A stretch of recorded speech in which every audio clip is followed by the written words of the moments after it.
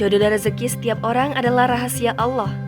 Nava Zalvana Yasmin, salah seorang foto model asal Indonesia yang berhasil melenggang di catwalk Milan Fashion Week 2022, jadi salah seorang yang beruntung itu.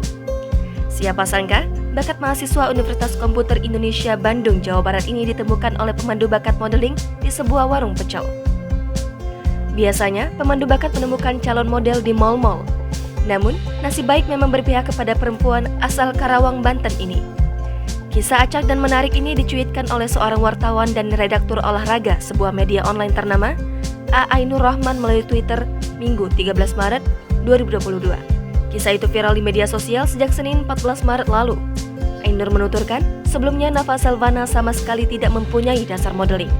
Lalu dia direkrut agensi model Who Knows di warung pecel lele, tepatnya di warung makan Cak Kohar Lamongan yang terletak di kawasan Dipati Ukur, Kota Bandung, Jawa Barat, November 2021 silam. Sebulan berselang, Ainur menuturkan Nava Zalvana langsung bergabung dengan agensi model di Milan, Italia, dan Paris, Prancis tanpa harus mengikuti casting. Hingga akhirnya, 22 Februari lalu, dia pun berjalan di atas catwalk Milan Fashion Week 2022.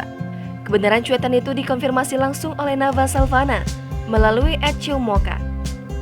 Saat ditemui agensi model, Nava Zalvana mengatakan hanya mengenakan kaos jingga krem dan celana jeans. Benar saja, ini tampak pada video dari rekan sesama model asal Bandung, Raihan Fahrizal. Raihan Fahrizal ini disebut-sebut sebagai foto model pertama Indonesia yang tampil runway di Yves Saint Laurent Men's Spring atau Summer 2022 di Italia. Pada video itu, tampak dua orang yang diduga dari agensi model berbincang dengan Nava Zalvana yang berada di belakang. Kisah unik ini memancing penasaran warganet.